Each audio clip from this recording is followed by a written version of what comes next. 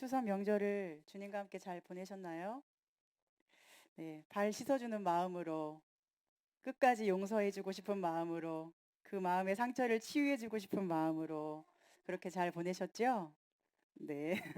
앞으로 연휴가 조금 더 남아있는데 남은 시간에도 주님과 함께 잘 보내시기를 바라고 여러분을 통해 하나님의 사랑과 예수님의 영광이 나타나는 귀한 시간 됐으면 좋겠습니다. 우리가 살아가다 보면 권리보다 의무가 더 많은 것처럼 느껴질 때가 있을 거예요. 그렇지 않습니까? 이번 추석을 보내시면서도 권리를 보장받기보다는 해야 할 일, 그리고 역할, 이런 것들이 많아서 여러분은 아마도 의무감에 시달려야 했을지도 모르겠어요. 여기저기 챙길 곳은 많고 해야 할 일도 많은데 아무리 수고해도 그 역할에 대한 보상은 별로 없고 계속 권리는 없이 의무만을 요구받을 때 사람의 마음은 참 지치고 힘이 들게 되죠. 우리나라 헌법 10조는 이렇게 규정합니다. 모든 국민은 인간으로서의 존엄과 가치를 가지며 행복을 추구할 권리를 가진다. 그런데 살다 보면 행복을 추구할 권리를 사용하기보다는 그것을 제한해야 하는 경우가 더 많은 것 같아요. 오히려 역할과 그 역할에 따른 행동만을 의무적으로 요구받기도 합니다. 그렇다면 이런 우리의 삶에 대해서 예수님은 알고 계실까요? 모르고 계실까요? 또 이렇게 살아가는 우리에게 예수님은 무엇을 말씀해 주기 원하실까요? 오늘 예수님은 이 세상에서의 마지막 시간을 보내시면서 제자들을 위한 기도를 하나님께 드리십니다. 그들이 권리보다 의무감으로 가득한 삶을 계속 살아가야 할 때 무엇을 어떻게 해야 되고 어떤 것이 힘이 되는지를 그들에게도 말씀하시고 아버지께 간구하시는 거예요. 오늘 주님이 들려주시는 말씀을 나에게 주시는 말씀으로 들으시고 우리 지친 몸과 마음이 충전되는 귀한 시간 되었으면 좋겠습니다. 요한복음 17장은 예수님이 아버지께 드리는 기도인데요. 세 부분으로 나누어집니다. 첫 번째 부분은 1절부터 8절까지 예수님 자신을 위한 기도이고, 두 번째는 9절부터 19절까지인데 제자들을 위한 기도입니다. 그리고 마지막 세 번째는 20절부터 끝까지인데 앞으로 제자들을 통해 예수님을 믿게 될 모든 사람, 즉 오늘 우리까지 포함하여 아버지께 드리는 기도입니다. 먼저 예수님은 자신을 위해서 무엇을 기도하시나요? 오늘 우리가 자신을 위해서 기도해야 할 모범을 예수님의 이 기도에서 찾아봤으면 좋겠습니다. 예수님의 기도는 아버지여 때가 이르렀사오니 아들을 영화롭게 하사 아들로 아버지를 영화롭게 하게 하옵소서입니다. 1절과 5절에 계속 반복돼 드리는 기도가 아들을 영화롭게 하옵소서, 나를 영화롭게 하옵소서입니다. 여러분, 영화롭게 한다는 것은 영광스럽게 한다는 뜻이죠. 예수님이 말씀하시는 이 영화와 영광은 무엇일까요? 요한복음에서 영화와 영광은 자신이 미랄로 죽어서 생명이 피어나게 함으로써 아버지가 어떤 분인지를 세상에 드러내는 것입니다. 그러니 예수님께서 나를 영화롭게 하옵소서라고 하시는 것은 나를 잘나 보이게 하옵소서가 아니겠죠. 나를 자랑스러운 사람이 되게 하옵소서도 아니고요. 나를 남들 앞에 대단한 사람처럼 보이도록 좋은 차를 주시고 좋은 집을 주시고 똑똑한 사람처럼 보이게 해달라는 그런 기도가 아닌 것입니다. 예수님의 이 기도는 내가 아버지를 위해서 잘 죽게 해주십시오. 나를 들여서 아버지를 드러내게 해주십시오. 내가 이 땅에 보냄받은 목적을 알고 그것을 끝까지 이루게 해주십시오입니다. 그것은 십자가에 죽으시는 것이죠. 십자가의 죽으심으로 많은 영혼의 생명을 살리는 것이 아버지께도 영광이고 예수님 자신에게도 영광이라고 하셨습니다. 즉 아버지의 영광과 예수님의 영광이 같기를 지금 기도하고 계시는 거예요. 여러분, 영화로운 사람 되고 싶으십니까? 그리고 아버지를 영화롭게 하는 사람 되고 싶으십니까? 추석과 같은 명절에 친척을 만나면 무엇을 보고 여러분은 그가 잘 살고 있는지를 판단하시나요? 좋은 차를 타고 좋은 선물들을 두 손 가득 들고 오는 친척을 보면 아, 돈을 많이 버는구나, 성공했나 보다, 이렇게 생각하는 사람이 많죠. 그렇지 않은 친척을 보면 안타까워하고 또는 잔소리를 하는 어른들도 있을 것입니다. 그래서 많은 사람들이 명절에 친척 만나는 것을 그리 좋게 생각하지 않는 것 같아요. 누가 잘 되고 싶지 않은 사람이 있겠습니까?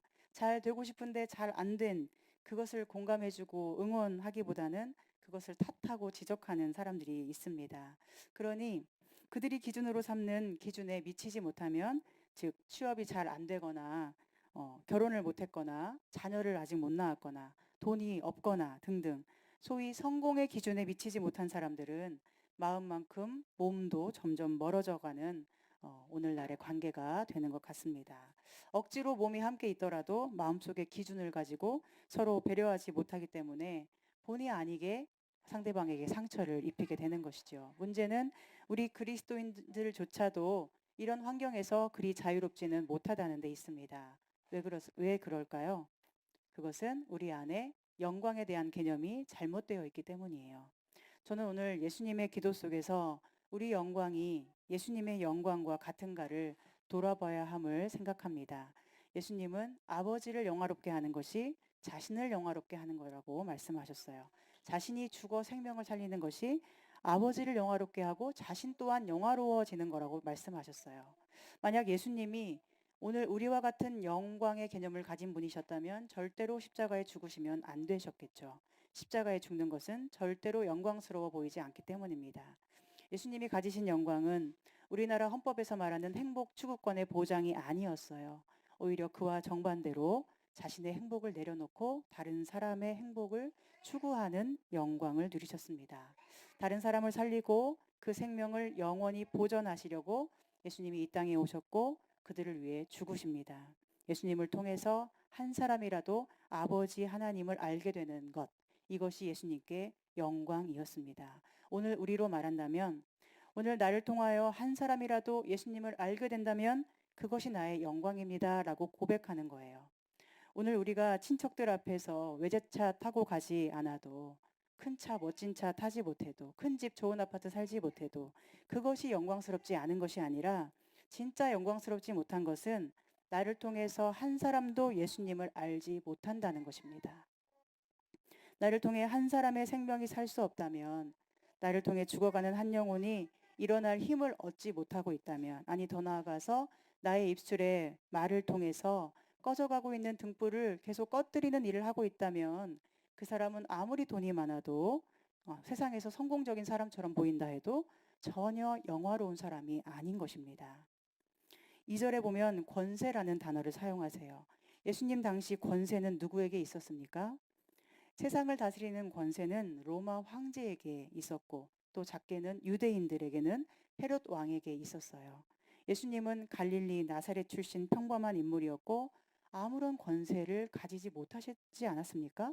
그러나 예수님은 자신에게 만민을 다스리는 권세가 있다고 하십니다. 그 권세는 힘과 무력으로, 칼로, 어떤 권력, 행정력으로 다스리면서 자기 말대로 행동하게 하는 권세가 아니라, 모든 사람에게 영생을 주실 수 있는 권세, 아버지의 사랑 안에 영원히 행복하게 살 수 있도록 해주는 그 권세였어요.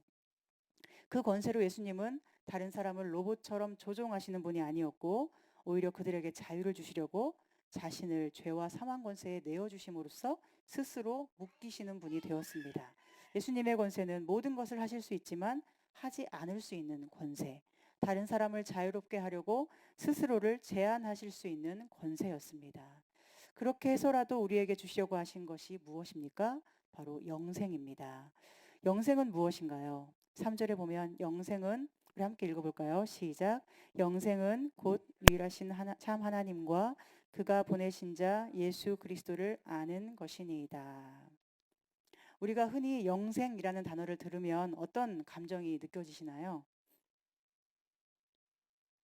뭔가 두루뭉술 하고 손에 잘 안 잡히죠?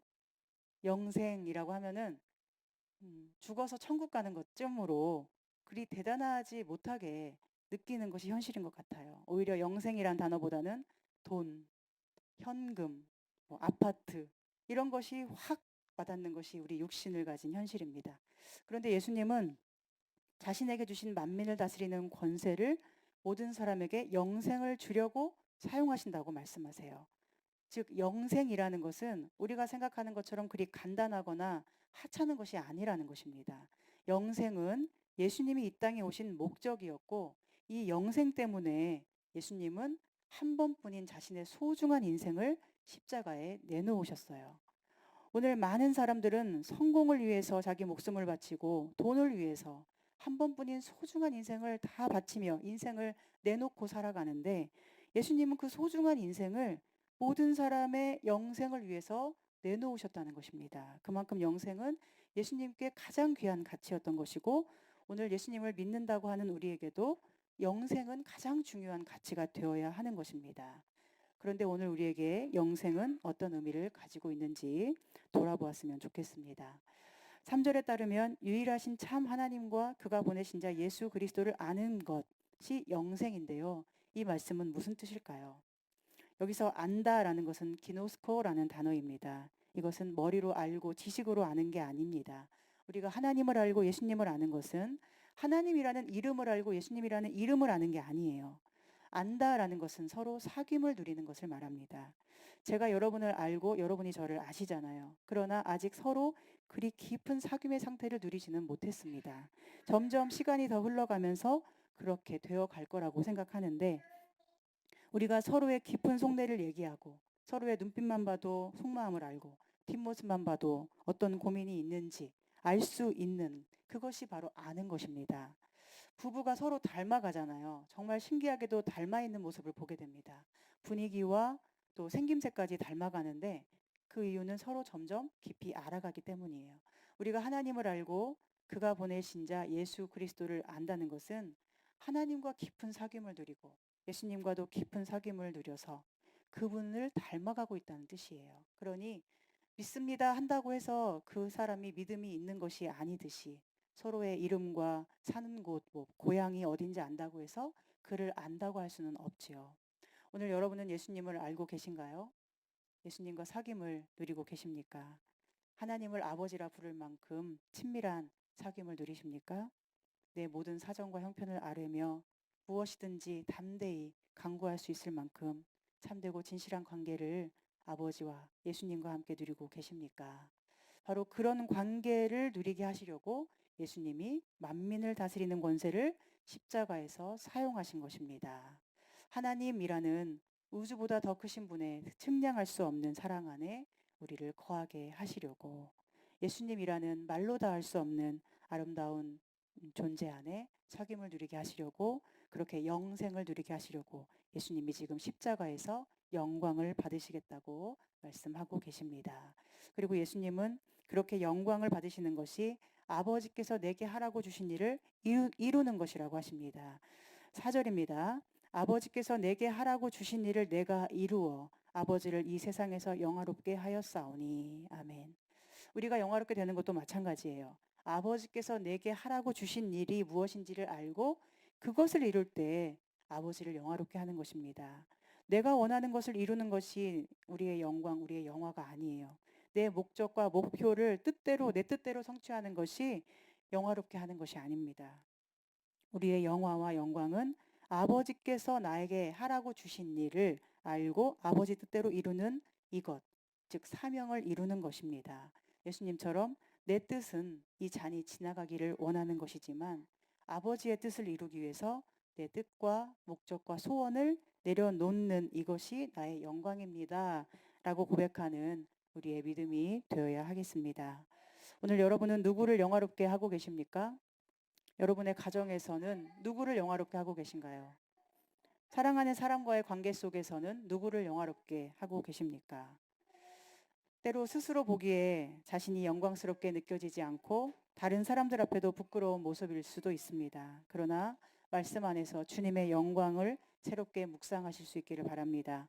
주님이 나를 어떻게 바라보시는지, 내가 어떻게 아버지를 영화롭게 하고 또한 나를 영화롭게 하는 고귀한 삶을 살 수 있는지 오늘 주님의 말씀 앞에서 생각해보는 여러분 되시기를 소망하고 축복합니다. 다음으로 우리가 아버지를 영화롭게 하고 자신도 영화로운 삶을 사는 방법에 대해서 찾아봤으면 좋겠어요. 6절부터 10절까지 해서 그 길을 찾을 수 있겠습니다.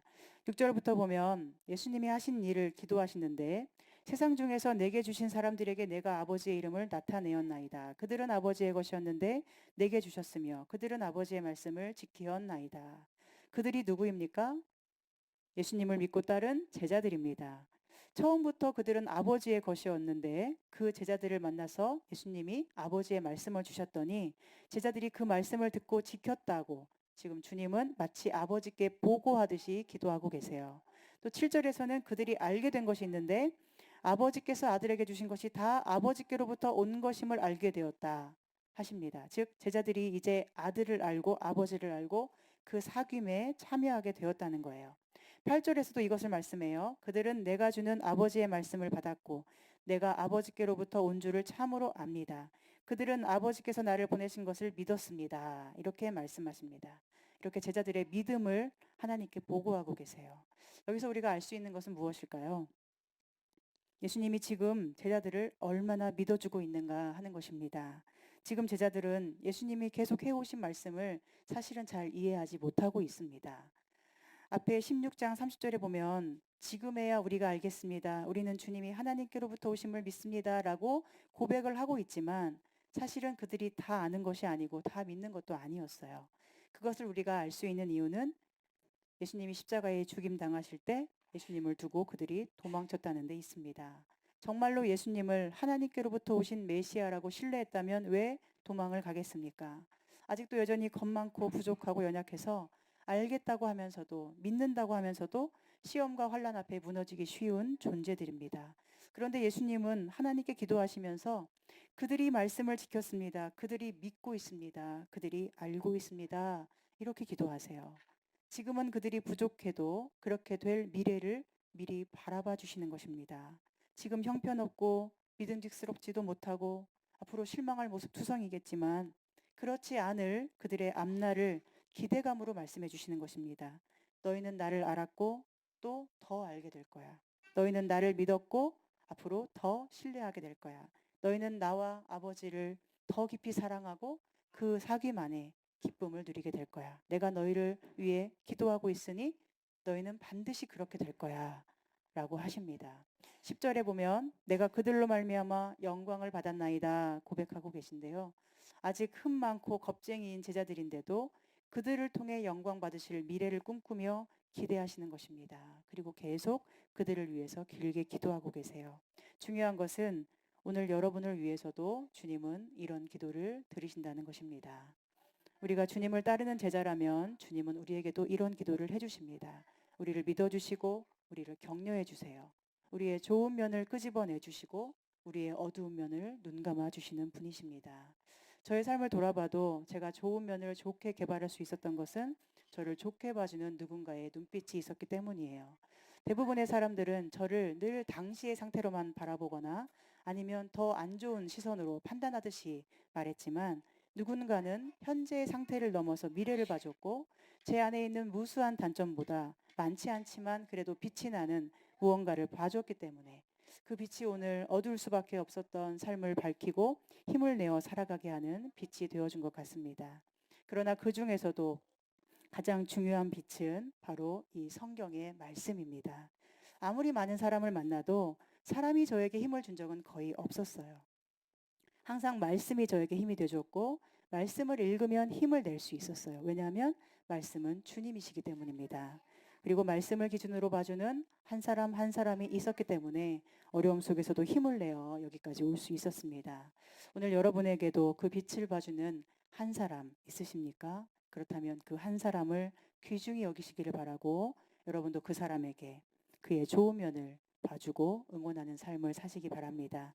그리고 만약 여러분에게서 빛을 봐주는 사람이 한 명도 없다면 어떻게 해야 할까요? 말씀 안에서 주님의 음성을 들으시면 좋겠습니다. 오늘 여러분이 예배하는 우리 교회가 우리 모든 성도가 서로에게 그런 존재가 될 수 있기를 저는 마음으로 소망하며 기대하고 있습니다. 예수님은 항상 현재의 모습이나 또는 과거의 모습으로 사람을 판단하지 않으셨어요. 세리와 죄인들에게 어떻게 용서를 선포할 수 있었겠습니까? 병들고 저주받은 사람이라고 손가락질 당하는 사람들에게 어떻게 치유와 회복을 주실 수 있었겠습니까? 너무도 쉽게 우리는 현재의 모습만을 보고 사람을 판단해 버립니다. 현재 좋아 보이면 저 사람은 금수저를 물고 태어났나 봐. 부럽다. 이렇게 평가해 버리죠. 현재 좀 어둡거나 인상이 안 좋으면 쟤는 왜 저래? 원래 저런 애야. 이렇게 마음속에서 이미 평가를 완료해 버리고 그 사람을 대합니다. 그러나 예수님은 단 한 번도 그렇게 하신 적이 없었어요. 그 사람이 안 좋아 보이면 얼마나 힘든 일이 있었기에 그럴까 공감하시며 앞으로 기쁘게 웃을 수 있는 날을 선물해 주고 싶어 하는 주님이었어요. 너 왜 안 웃어? 라고 웃음을 강요하시지 않고 너 왜 이렇게 못해? 하고 더 잘하라고 다그치는 게 아니라 잘할 수 있게 그가 정말 웃을 수 있게 어떻게 했을까요? 그의 좋은 점을 계속 봐주고 말씀해 주시는 것, 칭찬해 주시고 인정해 주시는 것이죠. 반대로 현재 좋아 보이고 또 즐거워 보이는 사람을 만나면 그를 부러워하시는 것이 아니라 지금의 너의 그 즐거움과 행복감을 너만을 위해 쓰지 말고 이제는 하나님 나라를 위해서 사용하라고 권면하시는 주님이십니다. 자신에게서 빠져나와서 다른 사람에게로 그리고 하나님께 나아가라고 그렇게 진정한 행복과 만족을 누리도록 주님은 초대하시는 분이었습니다. 때로 저에게도 사람을 볼 때 인간적인 판단이 들어올 때가 있습니다. 그때마다 주님이 저를 깨우쳐 주세요. 그의 현재를 보지 말고 앞으로 달라질 미래를 바라봐 주어라. 우리 교회가 개척될 때도 인간적인 판단으로는 원망스러운 일이 있었습니다.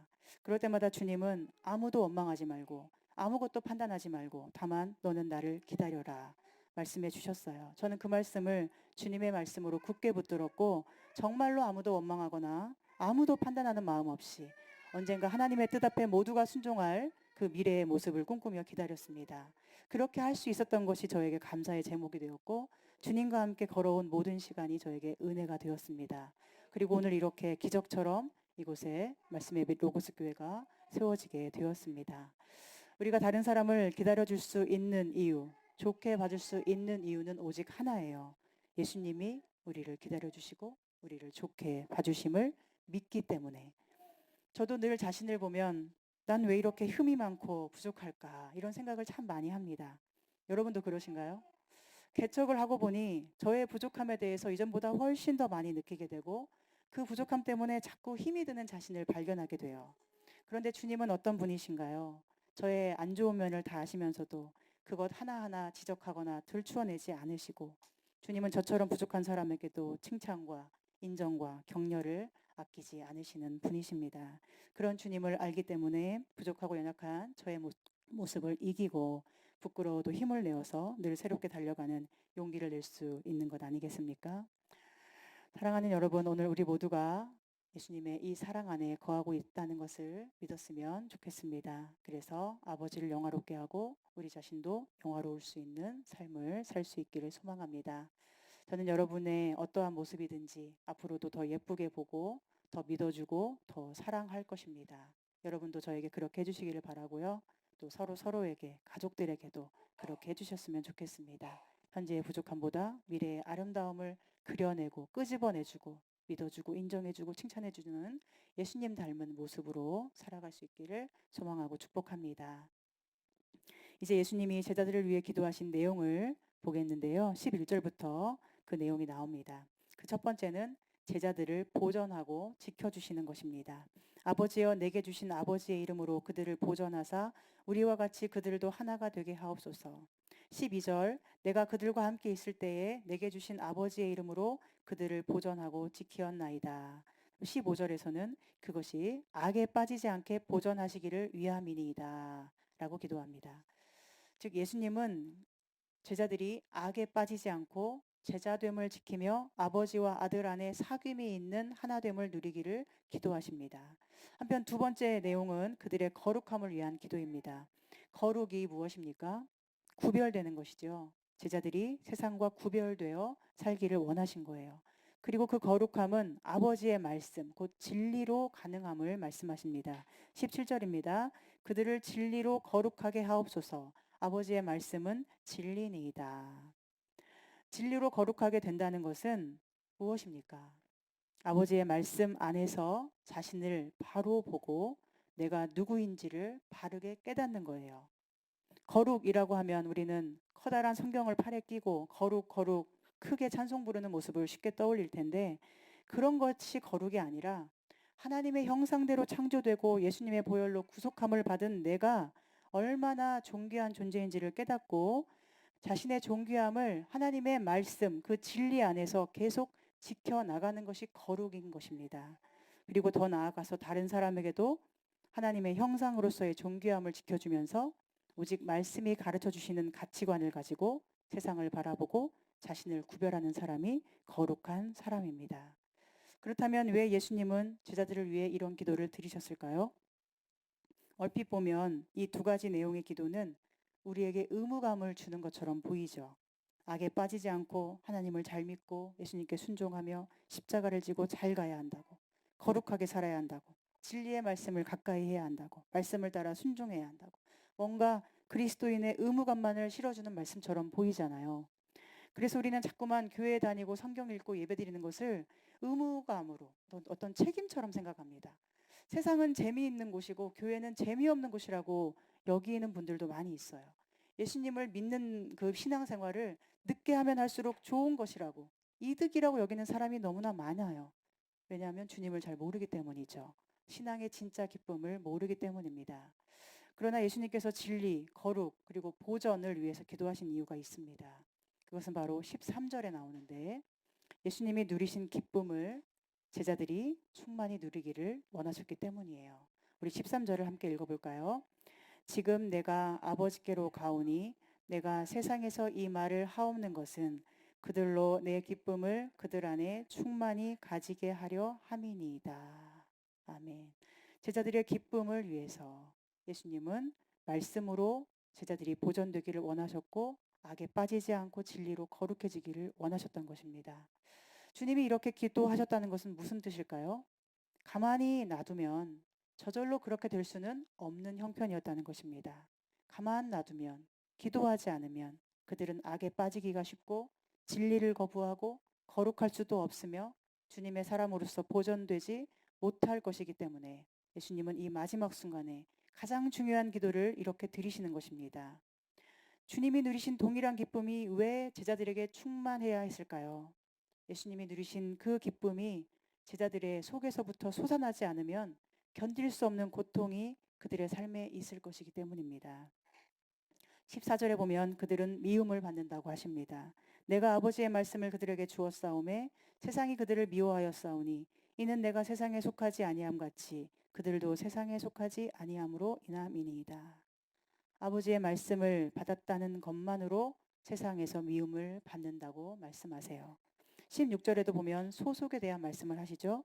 내가 세상에 속하지 아니함 같이 그들도 세상에 속하지 아니하였사옵나이다. 즉 세상에 소속되어 있지 않아서 아버지의 사람이어서 제자들은 어쩔 수 없이 미움을 받을 수밖에 없다는 것입니다. 우리가 어딘가에 소속되었다는 것은 우리에게 무엇을 주지요? 안정감을 줍니다. 그래서 소속되기 위해서 우리는 어릴 때부터 갖은 애를 쓰며 살아왔습니다. 때로 그 소속되었다는 사실이 우리를 힘들게 하고 괴롭게도 하겠지만 그 소속감이 주는 안정감 때문에 참고 견디며 살기도 했을 것입니다. 어린아이가 부모를 잃고 고아원에 들어가서 예를 들면 말도 안 되는 무시와 학대를 당한다고 가정을 해보겠습니다. 부모도 없고 집도 없으니 고아원에 살아야 합니다. 소속되어 있어야 해요. 그런데 소속되어 있자니 계속 힘이 들어요. 그렇지만 거기에서 나온다면 더 거칠고 험한 세상이 펼쳐질 것입니다. 그러니 어떻게 해야 합니까? 계속 견뎌야 하고 참아내지 않겠습니까? 소속감이 주는 안정감은 이렇게도 무서운 것입니다. 제가 어릴 때 교회에 살다가 신대원에 들어가서 이제 사역을 하게 되면서 나오게 됐는데 그때 정말 마음이 많이 힘들었어요. 저는 당시에 살아갈 집도 없었고 가족도 없었고 어릴 때부터 함께 살아온 교회 가족들 뿐이었거든요. 그곳을 나오면 저는 죽는 줄만 알았습니다. 그곳에서 고생하고 마음 상하는 일도 많이 있었지만 그곳을 나왔을 때 홀로 감당하게 될 삶이 훨씬 더 괴로워 보였어요. 그러나 죽을 힘을 다해서 나갈 결심을 했고 온갖 비난을 감당하며 그곳에서 나와서 사역을 시작하게 되었습니다. 지금 돌아보면 만약 그곳에서 그때 소속감을 잃을까 봐 나오지 못했다면 언제까지 거기 있었을까 하는 생각을 하게 됩니다. 하나님은 오랜 세월 훈련과 연단을 통해 잠시 그곳에 있게 하셨지만 때가 됐을 때 그 어떤 안정감이라도 떨쳐내고 나오도록 저를 인도해 주신 것 같습니다. 이번에 교회를 개척할 때도 마찬가지예요. 교회에서 사역한다는 그 부목사라는 타이틀이 주는 안정감이 왜 없었겠습니까? 만약 저에게 어떤 나쁜 일이 벌어지더라도 교회에서 처리해 줄 수 있었을 거예요. 그러나 이제 소속감이 없이 홀로 나왔으니 저에게 어떤 일이 벌어지더라도 어디에도 기댈 곳이 없습니다. 소속감은 이렇게도 우리에게 중요한 것이죠. 그러나 그리스도인은 어떤 사람이어야 합니까? 어딘가에 소속되려는 사람이 아니라 그리스도께 소속된 사람이 되고자 해야 합니다.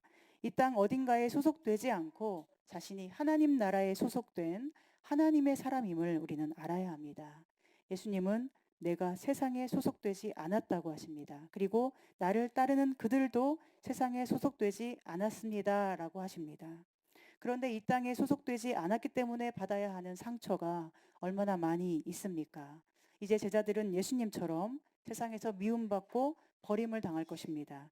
그들 스스로가 예수님께 소속되었음을 선포하는 동시에 세상에서는 버림받는 길을 선택해버린 것입니다. 아무도 그들을 지켜줄 수 없습니다. 세상 어디에도 그들이 발 디딜 곳이 없습니다. 그러나 누가 그들을 지켜주겠습니까? 누가 그들의 발 디딜 반석이 되어 주겠습니까? 하나님이 지켜주시고 예수 그리스도께서 그들의 반석이 되십니다.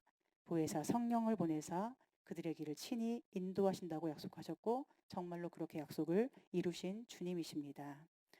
저는 오늘 말씀을 묵상하면서 저를 돌아보았어요. 개척을 하고 보니 정말로 세상에 발디딜 곳이 전혀 없었습니다. 요즘 저의 느낌은 마치 강물 위에 깨어진 얼음 조각 하나에 발을 딛고 위태롭게 서서 가까스로 균형을 잡고 있는 듯한 기분이 들었습니다. 주변을 둘러보면 다른 사람들은 땅 위에 발 딛고 집 짓고 잘 살고 있는 것 같은데 저는 강물 위에 떠서 흔들리는 위태로운 인생처럼 느껴질 때가 있었습니다. 그런데 오늘 말씀을 통해 주님은 저에게 이것이 그리스도인의 길임을 알게 해주셨어요. 내가 세상에 속하지 않음 같이 너도 세상에 속하지 않아서 그런 거야 하십니다. 그러나 세상에 소속감 없이 위태롭게 흔들리며 살아가야 하는 삶이어도 기쁠 수 있다고 주님은 말씀하여 주십니다. 내 기쁨을 너희 안에 충만하게 하려고 너를 위해 기도한다 하십니다. 나는 지금도 너를 위해 기도하고 있고 네가 이 악한 세상 속에 무릎 꿇지 않고 아버지께서 너를 지키신다는 믿음으로 기쁠 수 있기를 원한다 라고 오늘 저와 여러분에게 말씀하여 주십니다. 여러분, 기쁨은 무엇입니까? 기쁨은 우리 외부의 어떤 조건 때문에 주어지는 게 아니라 내면으로부터 솟아나오는 것입니다. 외부의 조건 때문에 우리 마음이 기쁘다면 우리는 조건이 열악해질 때마다 기쁠 일이 점점 사라지죠. 그리고 나이가 들어가며 병이 들고 늙어갈수록 우리는 점점 기쁠 일은 없고 결국 괴로운 일만이 남을 것입니다. 그러나 내면에서 솟아나는 기쁨이라면 어떨까요? 내 안에 생명으로 살아 숨쉬는 예수님이 계시고 예수님이 누리셨던 그 동일한 기쁨이 십자가 앞에서도 결코 무릎 꿇지 않았던 그 예수님의 기쁨이 내 안에 계속 머물러 있다면 어떻게 될까요? 외부의 모든 조건이 열악해지고 점점 사라지고 다 잃어버린다 해도 우리는 여전히 기뻐할 수 있게 될 것입니다. 요즘 저는 저와 매우 가까운 분이 직면하고 있는 깊은 슬픔으로 인하여 저 역시 매우 슬픈 시간을 보냈습니다. 소중한 사람을 잃은 지 2달밖에 되지 않았는데 그것만으로도 너무 힘겹고 버거운데 함께 살던 반려견까지 그 작은 몸으로 시름시름 앓고 있고 물 한 모금도 삼키지 못해서 곧 이별하게 될까봐 슬퍼하는 모습을 곁에서 지켜보면서 아, 우리 인생이란 무엇인가를 다시금 생각하게 됩니다. 어느 날 그분이 저에게 그러더라고요. 오늘 아침에 생각해보니 세상에 재밌는 일이 하나도 없더라 라고 말입니다. 그리고 가장 힘든 건 내가 지금 가장 슬픈 일을 당했는데 오히려 다른 사람을 위로해야 하는 사람이라는 것이 가장 힘들다고 말했습니다. 그리고 이제야 그동안 제가 말해왔던 것들이 무슨 의미인지를 이제야 알겠다고 합니다. 저도 젊은 나이에 부모님 2분을 1년이 안 되는 사이에 다 잃고 동기나 친구들과 다르게 어려운 삶을 살아왔고 지금까지 가족 한 명도 없이 슬픔 속에서도 늘 다른 사람을 위로해야 하는 사역을 하면서 이런 말을 많이 했었거든요. 나는 정말로 이 세상에서 재미있는 일이 하나도 없어. 그러니 하나님이 나를 얼른 데려가셨으면 좋겠어. 커다란 상실감을 직면하는 지금에야 비로소 제 말이 무슨 뜻이었는지를 알겠다고 그분이 말했습니다. 늘 저기 어딘가에 있어서 안정감을 주던 존재가 사라져버리고 마음으로 애정하고 의지하던 존재가 사라져버리고 그렇게 하나둘씩 우리를 떠나갈 때 우리는 어떻게 기뻐할 수 있겠습니까? 그들이 다 사라지면서 동시에 우리 안에 기쁨도 상실돼 버리고 우리는 그렇게 마음의 빛을 잃은 채 속절없이 꺼져 가야만 하는 존재일까요? 저는 오늘 주님의 이 기도가 저와 그분을 비롯해 또 다른 상실감에 몸서리치며 슬퍼할 모든 영혼들에게 주신 사랑의 말씀이라고 생각합니다. 주님은 우리에게 기쁨을 주시기 원하세요. 안에서부터 솟아나오는 기쁨. 모든 것이 다 떠나가고 사라져도 결코 사라지지 않는 영원한 기쁨을 주시기 원하십니다. 그 기쁨은 바로 하나님을 아는 기쁨, 예수님을 아는 기쁨입니다. 그 기쁨은 세상에 소속되어서 얻는 기쁨이 아니고 사람들에게 사랑받아서 얻는 기쁨이 아닙니다. 그 기쁨은 사람들에게서 미움을 받아도 하나님이 내게 주신 말씀 때문에 기뻐하는 것입니다. 하나님이 나를 사랑하셔서 나를 원하시고 나를 가장 깊이 이해하신다. 이 말씀을 믿기 때문에 비록 물 위에 흔들리며 위태롭게 떠 있다 해도 주님이 나의 반석이 되셔서 기쁠 수 있는 것이 그리스도인의 기쁨입니다. 이것이 바로 영생을 누리는 것입니다. 사랑하는 여러분, 여러분은 영생을 누리십니까? 여러분에게 이러한 기쁨이 있으십니까?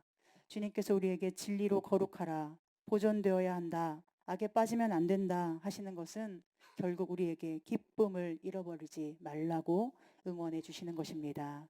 너는 세상에 소속되려고 애쓰고 그곳에서 어떻게든 뭔가 하나라도 더 기쁠 조건을 갈구하는 자가 되지 말고 하나님께 소속되어서 그 넓고 깊은 사랑의 강물 위에서 절대로 사라지지 않고 잃어버리지 않을 완전한 기쁨을 영원히 누리길 원한다고 지금도 우리를 위해 주님이 간구하고 계시는 것입니다. 지금 오늘 이 시간 성령께서 보혜사로 오셔서 저와 여러분을 위해 기도하시는 줄 믿습니다. 그 기도의 능력으로 우리에게서 모든 것이 떠나가더라도 그리고 우리가 이 세상을 떠날 때가 오더라도 우리의 소속은 하나님이셨기 때문에 아무것도 두려워하지 않고 여전히 기뻐할 수 있는 우리가 되기를 소망합니다. 앞에서 제가 권리와 의무에 대해서 잠깐 언급했었는데요. 그리스도인들은 세상에 소속되지 않았기 때문에 세상에서 권리를 찾는 사람이 아닙니다.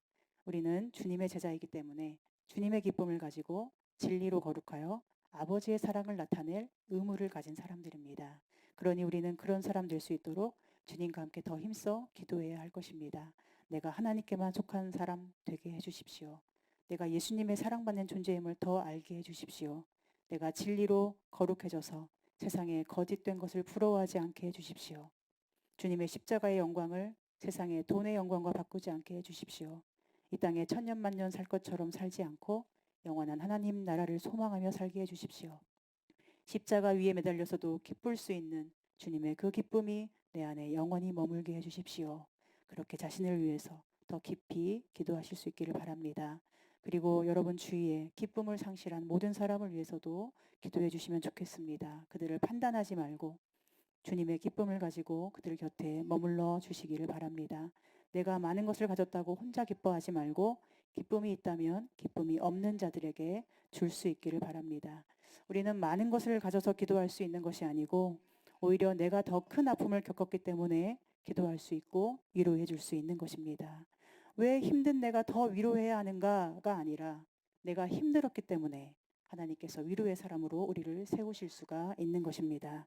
오늘 우리 모두가 다함이 없는 주님의 기쁨을 누리고 예수님처럼 세상 가운데 아버지의 이름을 드러내고 그 사랑의 능력을 나타낼 수 있기를 소망합니다. 그것이 나를 통해 주님이 영화롭게 되는 것이고 또한 우리를 영화롭게 하시려는 주님의 기도의 목적인 줄 믿습니다. 함께 기도하겠습니다.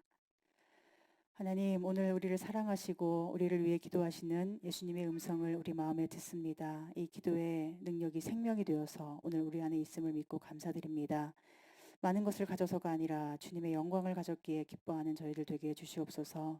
힘든 일이 없어서가 아니라 오히려 힘든 일을 겪어냈기 때문에 다른 사람을 위로할 수 있는 주님의 사람이 되게 해주시옵소서. 아직 부족한 저희들을 믿어주시는 주님이 계시기에 그 사랑의 반석 위에서 언제나 하나님을 영화롭게 하며 예수님처럼 영광스러운 삶을 살아낼 수 있도록 저희를 끝까지 성령으로 인도하여 주시옵소서. 예수님의 이름으로 기도합니다. 아멘.